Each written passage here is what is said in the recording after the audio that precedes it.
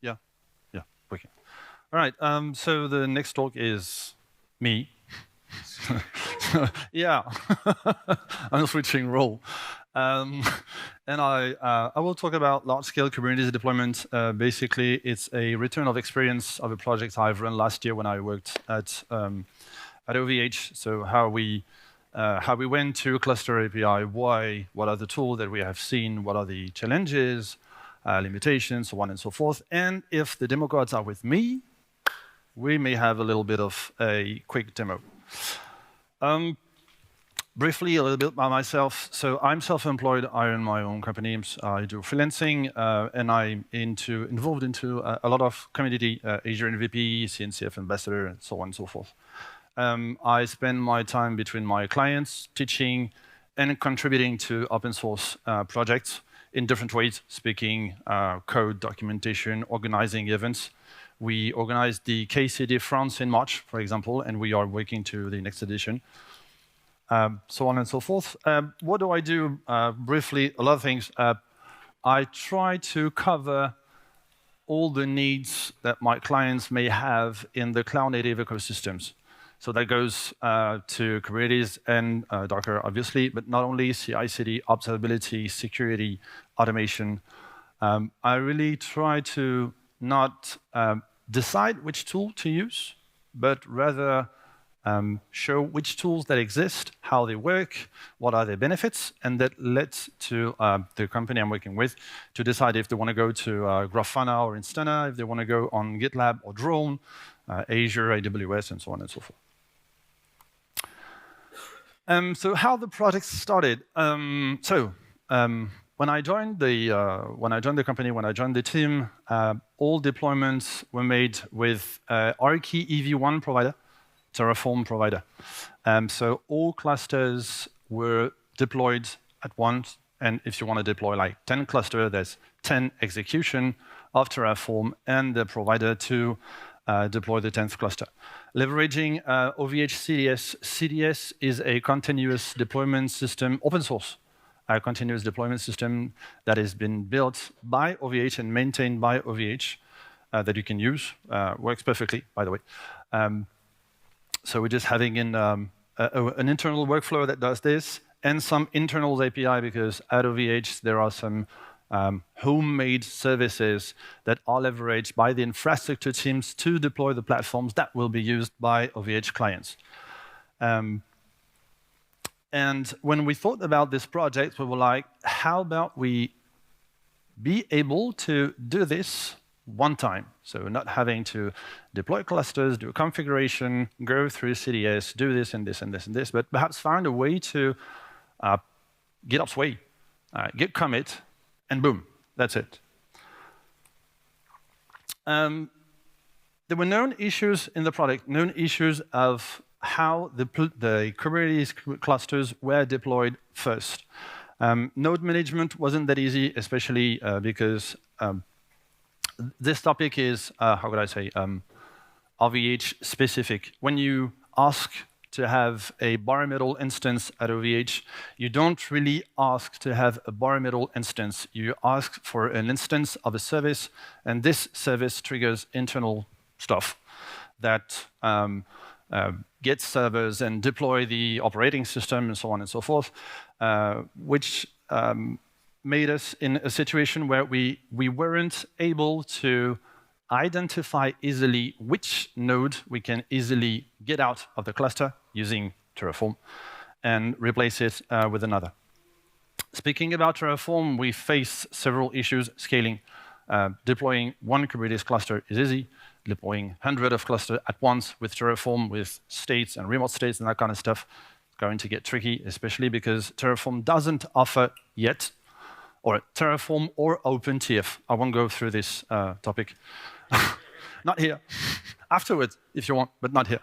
The idea is we don't have yet in Terraform or OpenTF reconciliation mechanism, meaning that when you fire a deployment of your cluster, you may have, at some point, timeout. And timeout means the end of the process, meaning that you have to redeploy the thing. And you may be in a situation where the object has already been deployed, not written in the stage, so Terraform doesn't know that this object has been already deployed, tries to redeploy, and then he says, okay, I'm sorry, I can't deploy it because this object and this. And so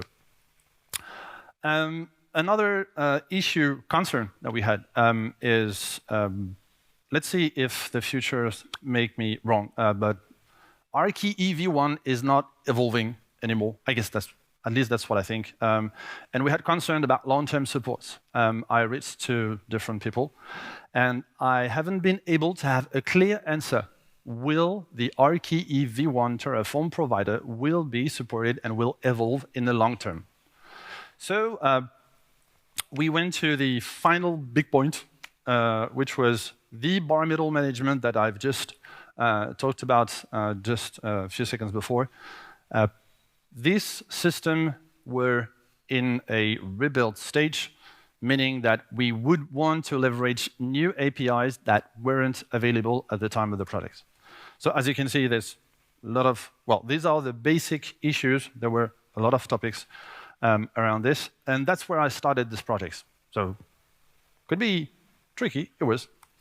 To give you a brief overview of how it works, so again, GitOps, Git commit, CDS, Terraform, TerraGrant, OpenStack, RKE v1, some internal API, and the Kubernetes deployment. This is how it was when I joined, and this is the goal that I had for this project. How to have the kind of the same workflow, but deploy a region, thousands of clusters at once, just by a single Git commit. And as you can see, there's a little integration point here where that's where I worked. The R&D started, well, I started the R&D, and I looked at many GitHub projects, documentations. What you see behind me up there is few projects that I found that would be relevant for what we were using. You may recognize some of them. Kamaji, you may have seen the talk from Dario from Classics. You heard about Kubernetes, Mars, and Metal Cube were discussed on this stage yesterday. So there's a lot of tools. And I was thinking about, in this ecosystem, which tools, how could I say, is relevant for us, and which tool can we leverage in a long term? Meaning we don't want to spend months in a project just to discover that this project has been abandoned and we have to move to another one. So we decided to have few main criteria. Single endpoint, that's what I said before. We wanted to have a single endpoint where we can just trigger something, a call, and leave it out to deploy whatever we want. Clusters, probably apps, storage, network, everything that would be needed. We wanted to fix this node management, finding a solution that helps us to decide which node we want to extract from the cluster, replace, without having to deal with, oh, I don't know if this node is the first or the second or the third one. Anyway, full GitOps, I'll say that reconciliation is, and was at the time, highly important for us because, well, obviously we wouldn't want to be stick behind our screen and wait for the thousands of clusters to be deployed without timeout, without all the hassles. And others, zero downtime upgrade, obviously. Long-term support, I've talked about it, maturity as well. The latest one is probably the trickiest criteria.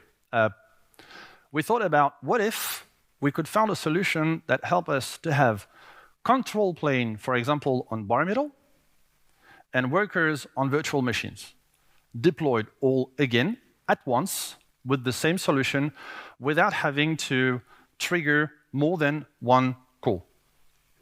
Just keep that in mind. It will help in the upcoming. In all those tools that I found, we went to two shortlists. Crossplane, you may have heard about it yesterday or this morning. Yesterday. And this turtle stuff here. I really like this logo because that's really how the tool works. Turtle stuff is Cluster API, a project that is under the Kubernetes umbrella and that offers a lot of things. We'll discover that. How it went, basically Cluster API. One, for a single point. In crossplane, at that time, keep that in mind too, we weren't be able to find a clear support from crossplane for OpenStack. What we found was clearly sketchy, not usable, really not usable. So crossplane wasn't following our requirement. Cluster API was easy, move to Cluster API. How many of you have used Cluster API in production? Okay. How many of you have used Cluster API in a lab? Okay. And how many have heard about Cluster API? That's better. That's better. All right. So to give a brief overview, I really want to get as much time as possible for several demos. The basic idea behind Cluster API is to leverage Kubernetes to deploy Kubernetes clusters. You know how to manage Kubernetes clusters. You know how to write YAMLs and the operators and objects and that kind of stuff. The projects was made so that you don't have to learn anything else, another language, another tool to do the same thing. And one of the main, point, I would say that way, is we also want to allow you to deploy clusters not at a single point, but probably in different cloud providers or infrastructure at once. So you could have like 10 clusters on your favorite VMware clusters, 10 in Google, 3 in Amazon, I don't know, 2 at OVH, and so on and so forth. Again, all at once using a single endpoint.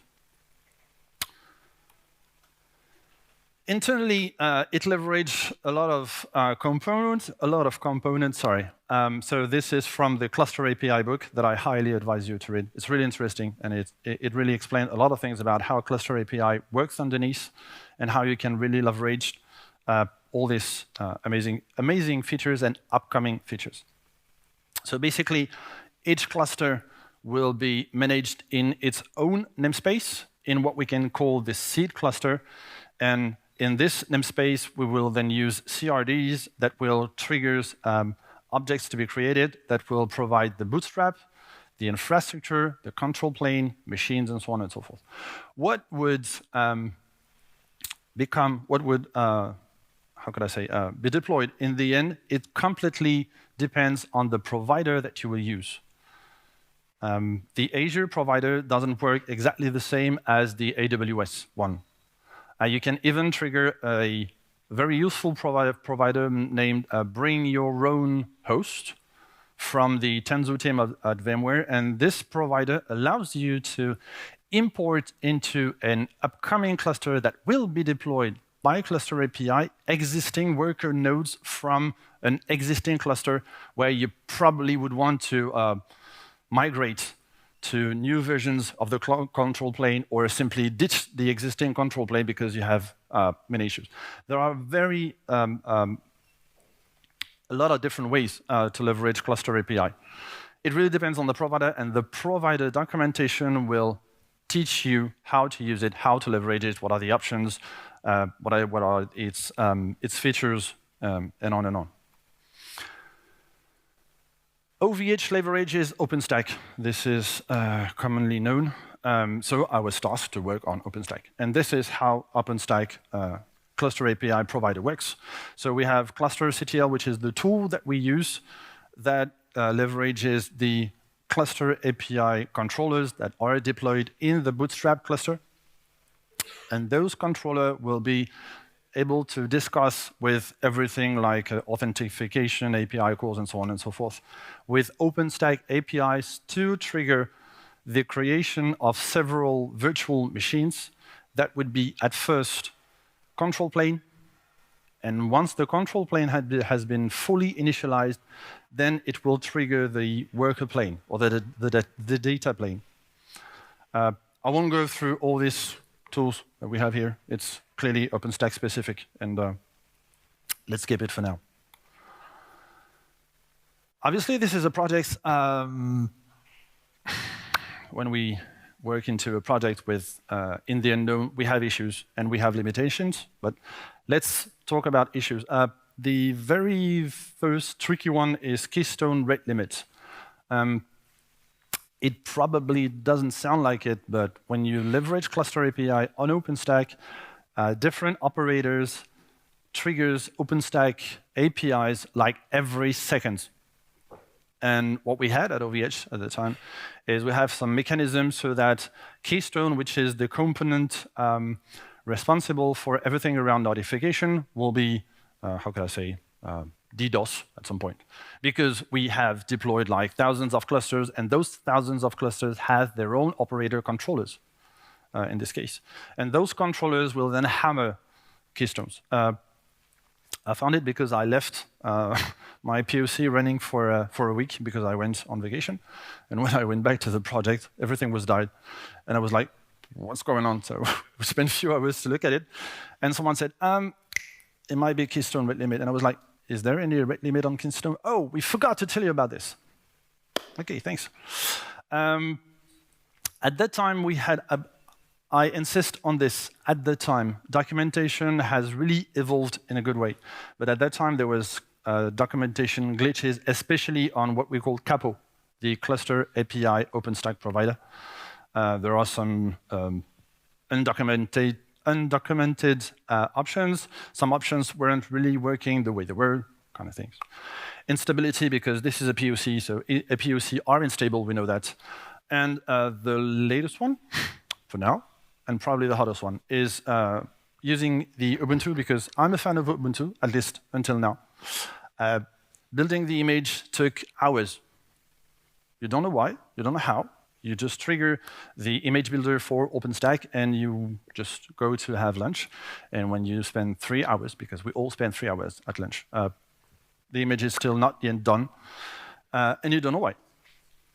A piece of advice, if you want to leverage Cluster API OpenStack provider with custom image, I would recommend you to use Flatcar images. Smaller, faster, easier to use. This is one of the issues that I had. So this is telling you that the Octavia ingress controller is dying. Go stack. Deal with it. 2 hours just to find that this means that OpenStack ingress controller was dying. Anyway, limitations. We wanted to have this hybrid deployment. It's a no-go. It doesn't work. Cluster API is one provider, one cluster. You can't split workers and controllers using the same mechanism. OVH has some internal mechanism. IPLB is one of them. It works completely differently than Octavia, which is the one, how can I say, by default available on OpenStack. Too bad for me. And one last thing in the limitation, there were plenty, but these ones were the biggest one. You will have to build your own custom image.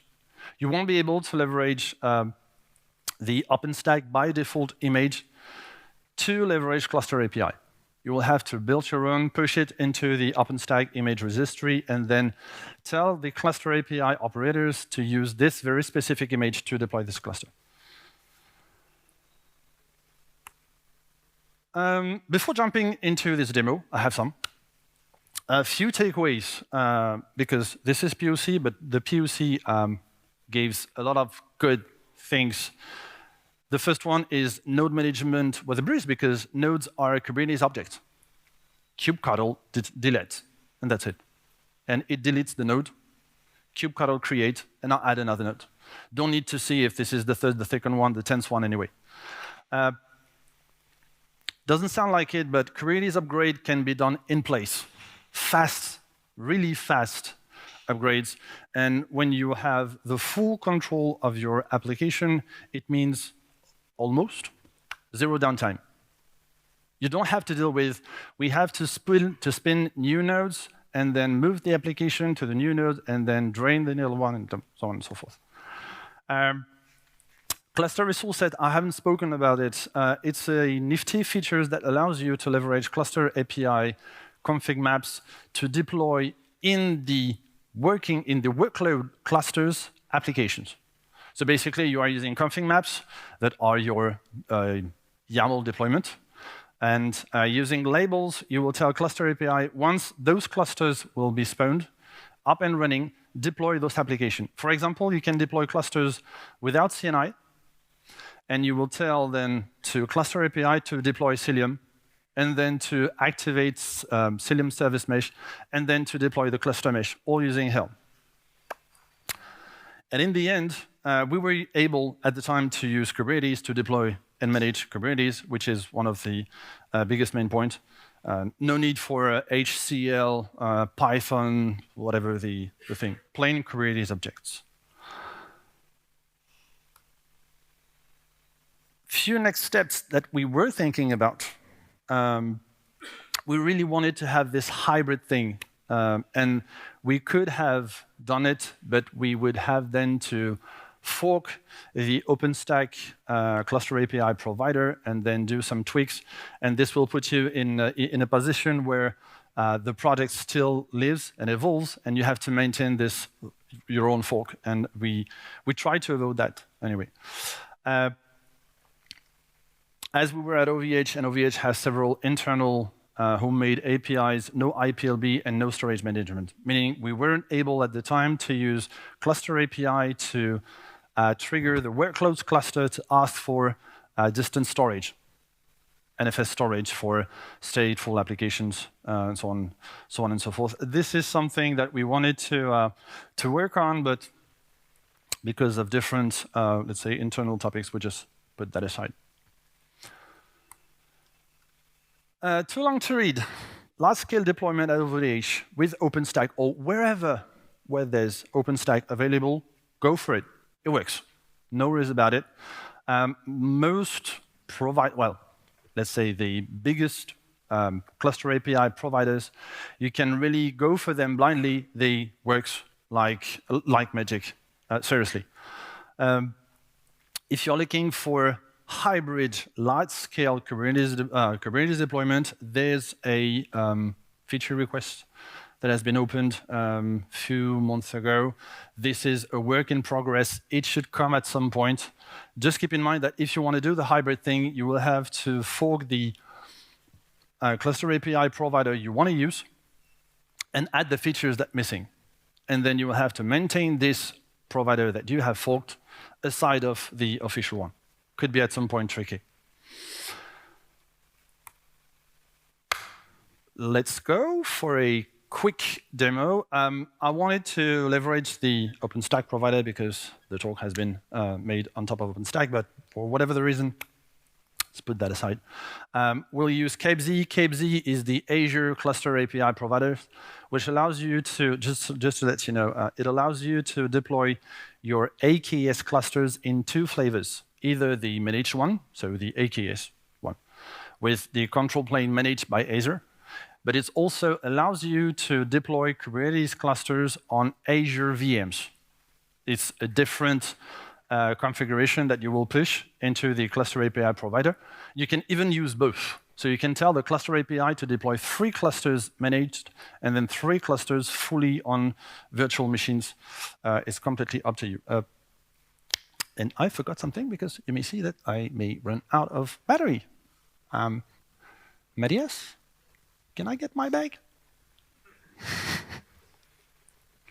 I'm moderating myself, so I couldn't just, if I can get my bag back there. Sorry.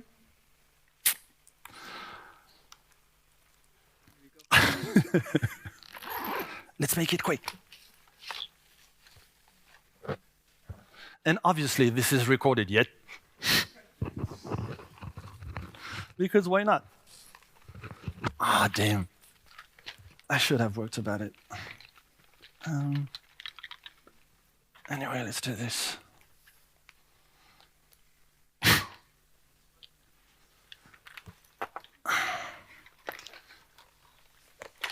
I haven't disappeared. I'm here.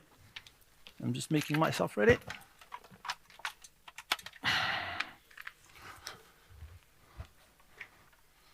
You will have time for fun jokes. All right. stick to the point. How it works. So this is my Kubernetes cluster, the seed cluster, so the cluster I'm using to deploy the workloads cluster. I've got different namespaces. The interesting one are those two. Do you see in the back, is it okay? Or should I? It's fine? Fine, good. So these are the two namespaces, the four namespaces, sorry, where the cluster CTL command line deploys everything that you need to use cluster API.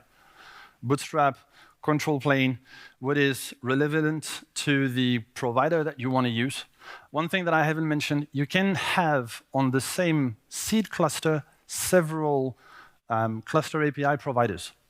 You just have to tell which one you want to use at a single point. That's it. You can't use two providers at once for the same cluster. This doesn't work, but you can tell your seed cluster to deploy 3 on Azure, and then 3 on VMware, and then 2 on AWS, as a quick example. We will leverage here Argo CD, because why not? Easy, GitOps. And as you can see here, I have one namespace, CDS cabz1. So if I go to this, let's try get all, you will see that I will have nothing. Obviously, because I don't have pods, this namespace is used to the deployment. How the deployment works, I have a charts here.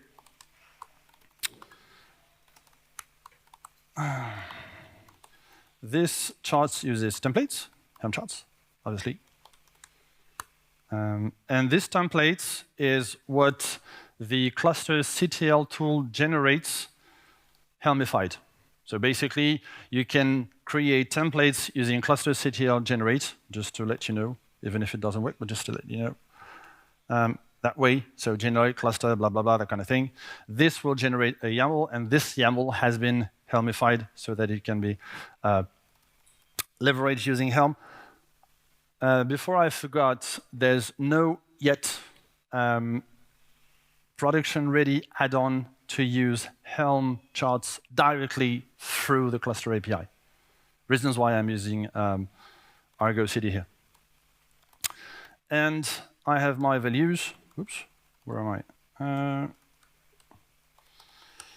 So these are my values. So name of the cluster, location, blah, blah, blah, all that kind of stuff. Version I want to use, SSH if I want to do it, number of nodes, and the size. This depends on the provider you want to use. Here is Azure, and this is common size that you may leverage on Azure. So the idea here is to leverage this Helm chart through Argo to deploy more clusters at once. Again, I don't want to deal with having to manage several YAML files or several directories or a tree directory, whatever.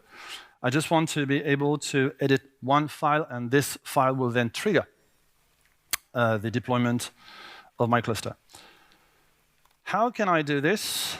I'm going to go to GitOps, management, clusters, oopsie.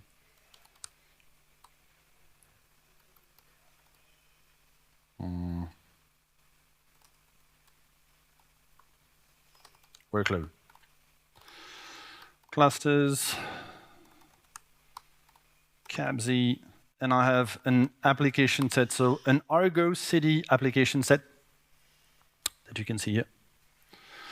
Names, namespace, blah, blah, blah. And this is where the magic is. So I'm using generators, Argo CD generators, to give him lists of clusters names that I want to leverage. What will happen here, we'll see that in a moment. It will deploy several clusters using those values. If I want to use several values, then it will be up to me to create a new YAML file, a new application set YAML file, add different values, and that's it.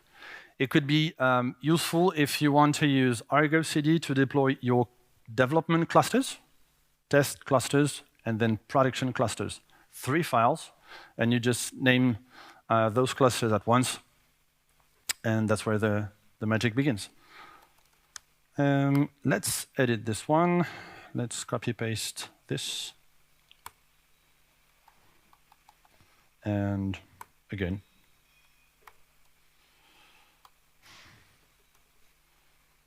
Easy as 1, 2, 3.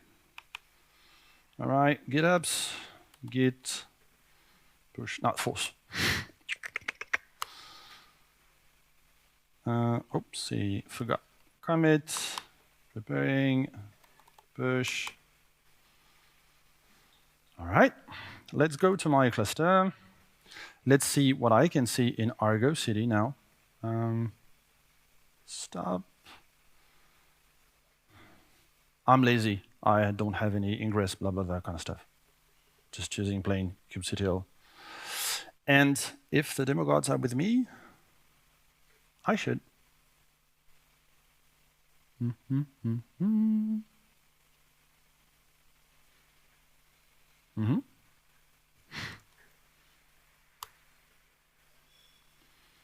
Yeah, here they are. There's one. Here though. This one that you can see here in progress. And this one, which is for now degraded. Deploying clusters with cluster API managed, so Azure, AWS, Google, in my case, took around 15 minutes. So we won't be able to see the full clusters running, sadly. But it shows you that if I do something as stupid as this, and let's add 3 more, because why not? 4, 5. I might kill Argo City. Let's see. Commit, push, and fingers crossed.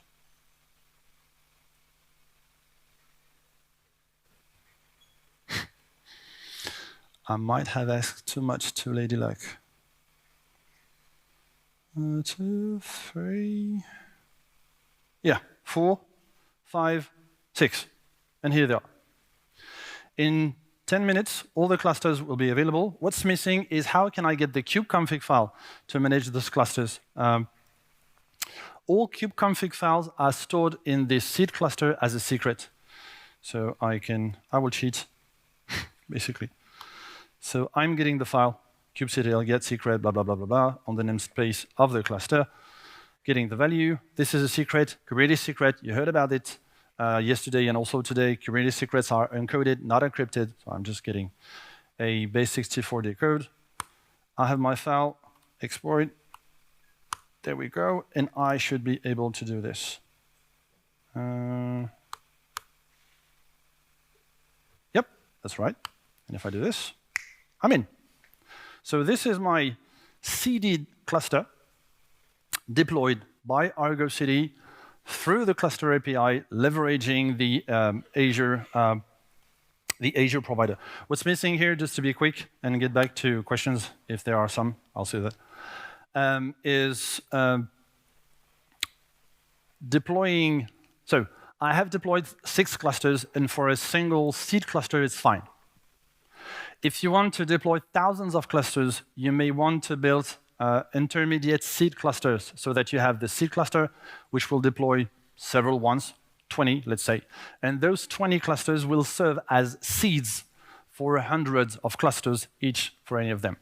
Reasons why is the more objects you deploy in your Kubernetes cluster, the higher toll you have on the operator, the higher resources it eats, and the higher chances you have that it would die in between of the process. And it also allows you to have a fine-grained management of all those clusters. There's not one cluster that manages thousands, but more, let's say, 20 clusters that manage thousands split in between each and of them. If you want to do upgrades, upgrade will be done by one of these intermediate cluster for those he manages, not the other. And then you can circle into each and of them. So there's a lot of advantages to do this. And after that, it depends on the type of applications you are running on your cluster. Quick updates. I said before, at that time, the OpenStack provider wasn't that good. It has been resurrected based on the project from Abound Crossplane. That is Abjet. Abjet is a tool that somehow recreates cross-plane providers based on existing Terraforms 1. There's a lot of tools that come up in the wild in between. Kamaji, you heard about it. Cosmotron, or KOS-Motron, is another tool that allows you to create managed control planes, so control planes that runs in pods. But also you can leverage it as a cluster API provider to deploy that kind of stuff. You can use vCluster. I don't have enough time, sadly, but I would, I would demo that. Or you can leverage, for example, the Talos control plane cluster, which will allow you to deploy real immutable clusters. So there's plenty of options. It's really up to you to decide which one you want to use.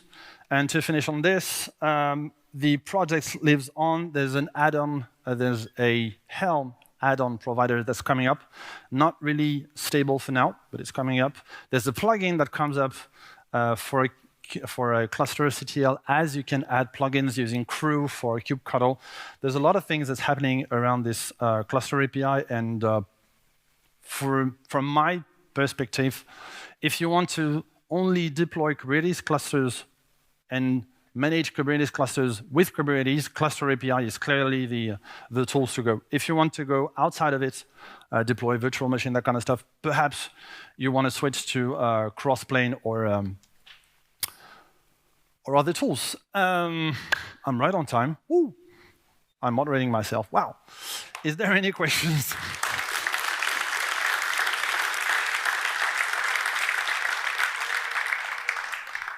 I have two. Oh. Oh. Oh. No, there's more. OK. Which cluster API in scope, with cluster API in scope, sorry, how would you manage to provision non-Kubernetes clusters? So you will not be able to leverage cluster API, but you can use cluster API to deploy your clusters and then leverage, or even the, what's the name again? Cluster resource sets, or the upcoming add-ons to deploy the controllers that will allow you to connect your Kubernetes cluster with Azure Key Vault, for example, or any other cloud service. Are the deployed clusters with HA control planes node, or there is only one node for the control plane? Oh, so at first there's one control plane node that is deployed. Then cluster APIs waits for CNI and several cloud controller managers to be deployed with cluster resource sets, for example. And once all of those services are up, the control plane nodes awaited will be then deployed, and then afterwards the worker nodes will be deployed. What is the name of my ZSH? I can't remember. So I don't know who asked this question, but fire away afterwards. I don't know. Anyway, I found it, but I don't know. When and why do you need to create custom image, one per cluster? No. The custom image will be used to deploy the operating system that will be deployed in your virtual machines if you are leveraging, for example, the OpenStack provider. This is where you would need to create custom image, basically because the official image doesn't have kubelet, ContainerDays, and other tools that are required for the cloud init leveraged by the cluster API controller to deploy Kubernetes on those virtual machines.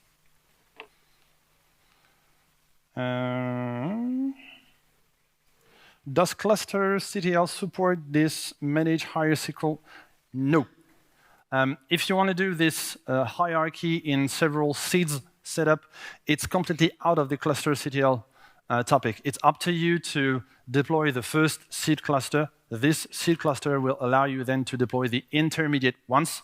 And from those intermediate ones, you will then be able to deploy the others. Using, what I haven't said is cluster CTL is only used at first to generate the the YAML templates. When you have this YAML template, go through Helm or whatever the tool you want to use, and there's no need for cluster API for cluster CTL, sorry, anymore. How many clusters did you deploy simultaneously before going? 2. 2, 3 control plane nodes and 5 worker nodes. Only 2, and with those 2, I killed Keystone. Happens. Any question in the audience? Yes, don't. I'm coming.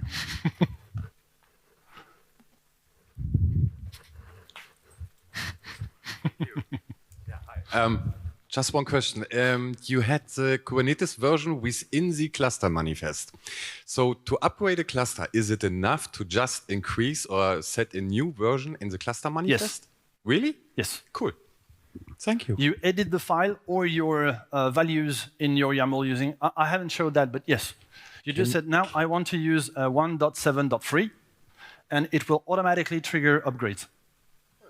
You don't have to do anything else.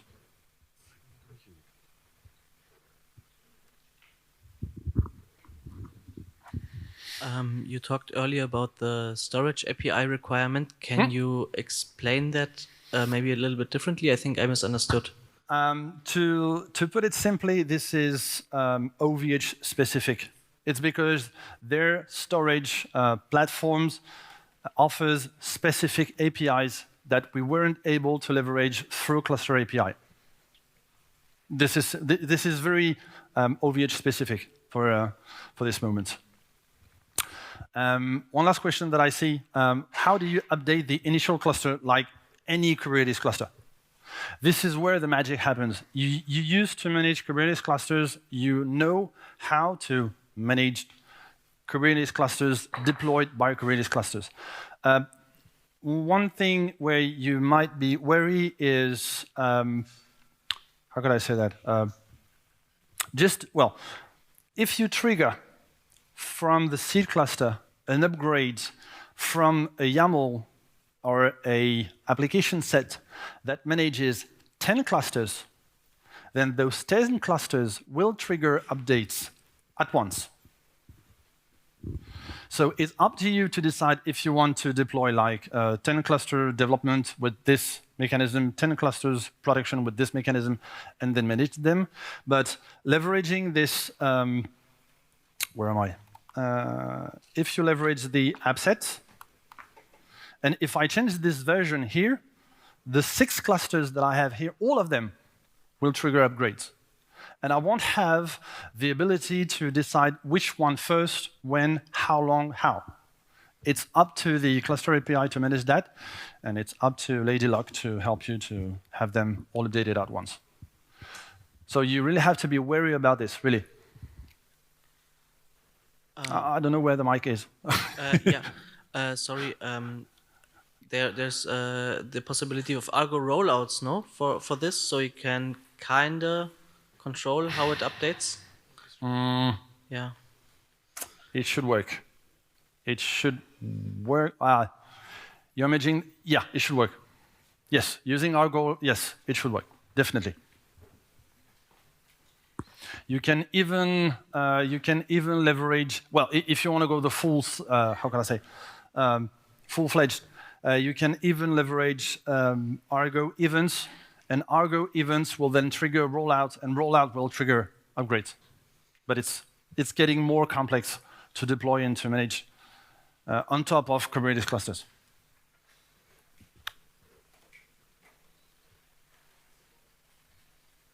One last question. I'm bad at time management. I'm so bad at it. Anyway. Okay, thanks for coming. Thanks for coming for this edition.